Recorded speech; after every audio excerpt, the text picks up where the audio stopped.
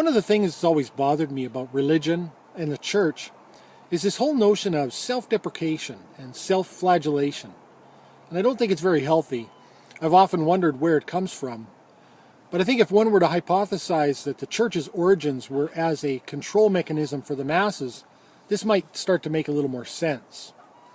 Like I said, I don't think it's very healthy. For me, it's on par with this whole glorifying of ignorance, sort of everybody running around acting stupid. I think it's negative in that it sort of removes the pursuit of betterment, the pursuit of perfection. After all, we're just flawed, sinful beings. So the best we can really hope for is for someone to come along and pay the price for our flawed, sinful nature, and we might sort of slip in through the back door. And I often hear Christian apologists talking about how sinful and lowly and unworthy they are, and in fact being worthy of an eternal torment in hell. Even worse than that for me is this whole notion of God as perfect. I can think of an analogy, of a furniture maker making a table, but the first time the table is used, say someone sets a pitcher of beer on it, it just falls apart like a cheap lawn chair. Would we blame the table for being inferior? Or would we look to the furniture maker and say, hey Joe, that table that you made, it fell apart the first time we used it. And would it be any better or any worse if Joe were to say, oh no, I knew that was going to happen. Yeah, no, I knew that before I built it. That table's totally flawed. Doesn't make a lot of sense, does it? And I often hear when it comes to the discussion of sin and why we would deserve an eternal torment in hell, they always talk about these economies of scale. So they'll say, well, if you step on an ant, no real impact, no punishment.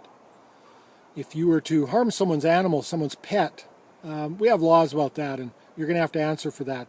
And it's on an economy of scale, so it's going to be somewhat more punishment.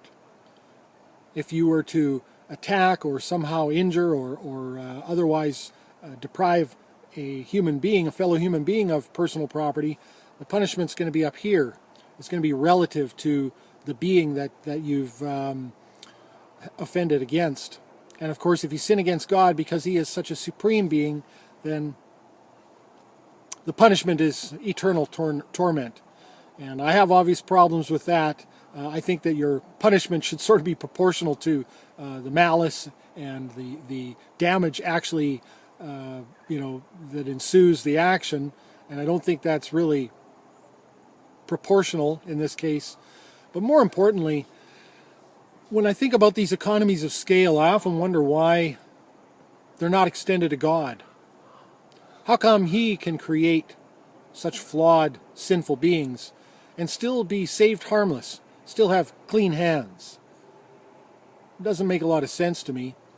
If I damage a customer's vehicle, they may call me and say, hey, you wrecked our vehicle, we're going to need you to fix it. And my liability or my punishment would be limited to fixing the damage that I caused to that single vehicle.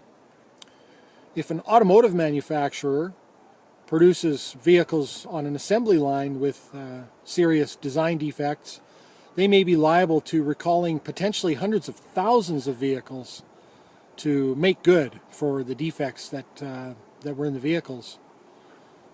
And here we have God, who's created everyone that's ever walked the earth, countless billions of people, and not a one without sin, apparently not a one worthy of the glory of God, save for his one little boy.